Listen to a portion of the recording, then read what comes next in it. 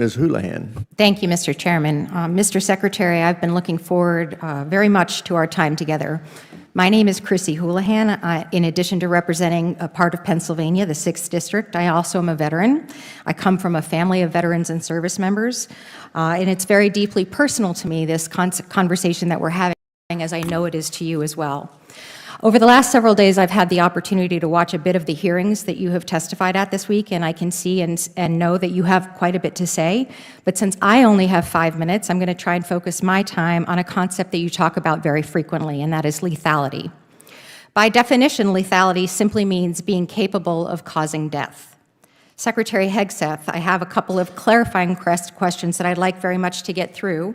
So in the interest of time and efficiency, I would ask just simply for a yes or no from you for the answers to these questions in advance, and I thank you. So given that definition of lethality, would it be fair to say that both men and women are, generally speaking, capable of causing death? It depends. Yes or no, sir? Depends on the context. Yes or no? Yes or no? Are men and women capable of causing death? It depends on the context. Yes or no? It depends on the context. It's unbelievable to me that you can't come up with an answer whether or not a man or a woman can cause death. That's an obvious yes. Would it be fair to say that the U.S. military trains our soldiers in multiple ways to be capable of causing death, whether they are men or women? That's a big part of our job. Yes. When we think about the military, the first image that comes to mind is often that of a soldier on the front lines, carrying a weapon, facing the enemy, and directly engaging in combat. But the reality of modern warfare is far more complex than just that single image. Lethality, or the ability to cause death in war, is not confined to the small percentage of soldiers who pull the trigger or pilot a jet. In fact, only around 10% of military personnel are involved in direct combat roles. That means 90% of the force is engaged in other essential functions that make combat operations possible in the first place. Without these roles, the soldiers on the front lines would be unable to do their jobs effectively. This 90% includes those who handle intelligence gathering, surveillance, and reconnaissance, which provide the information that shapes battlefield decisions. It includes engineers who build and repair vital infrastructure, from airstrips to communication networks, enabling operations to continue even in the harshest environments. Yes. Would it be fair to say that both men and women are capable of pulling a trigger of a rifle to cause death? Yes or no? Sure. And would it be fair to say that both men and women are capable of operating an unmanned combat drone or maybe pushing a button to launch a missile to cause death again? Yes or no? I know what you're getting at, ma'am. Yes? But it is So lastly, men and women sir, carry equipment differently, lastly, a 155 round lastly, differently, sir, a rucksack differently, reclaiming a 240 my Bravo time, machine gun I asked differently. about missiles There are and drones, different It is the gentlelady's reclaiming my time. time, Between men and reclaiming women. my time, Ms. Pauls, sir. it is the gentlelady's time. Would it be fair, finally, to say that both men and women are capable of piloting a jet or a helicopter to combat people and to cause death as a consequence? A lot of wonderful female Yes pilots. or no? So while I agree with you that physical fitness, as you were mentioning, is a very strong and important component of lethality, the warfighter that you have written about in your books and talked about on various podcasts is but a very, very small piece of the overall lethality picture. In fact, we estimate only about 10% of our military personnel are directly involved in the kind of combat that you're referring to. Rather, 90%, that's the math, of our troops are doing other jobs that support and enable those 10%.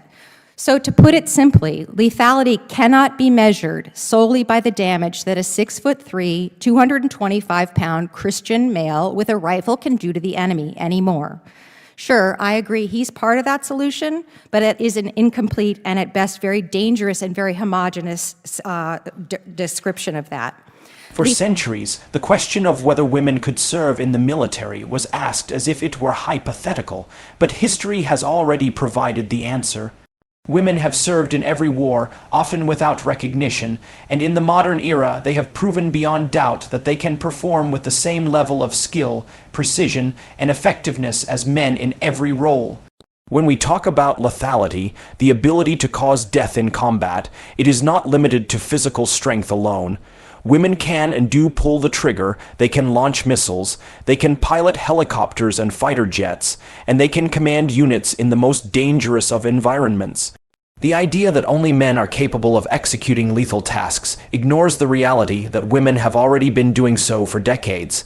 Technology and training have reshaped warfare to rely more on expertise, intelligence, and decision-making than on brute force. A missile operator who pushes a button to launch an attack does not need to fit a traditional image of a soldier, but must possess discipline, focus, and technical skill. Lethality is equal parts technical skills, tactical experience, cognitive problem solving, and physical fitness. It's not about one person, but it's about many. It's not about blue or red. It's not about liberal or conservative, Christian, Jewish, or agnostic. It's not about North and South. Here are some statements that you have said previously about women in service. This is 2024, sir, not when you were a 19-year-old. You have said that women are life givers, that dads push us to take risks, and that moms put the training wheels on our bikes, that we need moms, but not in the military. Secondly, you have said, I am straight up just saying we should not have women in combat roles. It hasn't made us more effective, and it hasn't made us more lethal. With what's left of my time, sir, I will say to you that women have served our country for 200 plus years in our militaries and in service and protection of our nation. They are watching you, what you do and what you say, and we deserve better from you. Women can and do serve with lethality today. We can and do all of the jobs that are required of us. Yes or no, do you believe military women should be in all roles in the military? Women have joined Yes our or military no, sir? in record numbers under this Should women be administration. in all roles in the military? Even though women have been serving in the U.S. military for over 200 years, many debates inside the halls of power continue to be framed by outdated stereotypes rather than the realities of service. It is striking that, in 2024, leaders are still questioned about whether women belong in combat roles, as though history has not already answered that question with clear evidence. Stereotypes about women being natural nurturers, caregivers, or physically weaker have long been used to keep them away from the front lines, but those stereotypes collapse under the weight of facts and real-world examples. Women have not only joined, but excelled in positions once thought impossible for them to hold, yet certain voices still cling to old ideas that dismiss or diminish their contributions. These stereotypes do more than insult those who serve. They actively shape policy in ways that restrict opportunity. When a leader says that women are life givers and therefore should not be warriors, he is not just making a casual remark. He is reinforcing an outdated view that can influence decisions about recruitment, training, and role assignments. Such thinking ignores the evidence that women are already pilots, commanders, medics, intelligence officers, and frontline fighters. It disregards the reality that military effectiveness has been proven time and again by teams that include both men and women working together with equal responsibility. The danger of clinging to these outdated views is that it weakens the military itself. Modern warfare is not won by limiting opportunities based on gender, but by ensuring that the best and most capable individuals are in the right positions. When policy is shaped by bias rather than performance, the military loses out on talent that could strengthen its operations. Standards should be high and equal for Yes all positions. or no, sir, we agree. Should they Standards- be in all roles in the military? So my job is that yes 10% or no? stays as sharp as Reclaiming my possible. time. Standards should be high and equal. Reclaiming my time, will you agree that women should be able to perform in all combat roles, assuming they meet the standards? Gentlelady's time's expired. It's all about standards. Before we move to the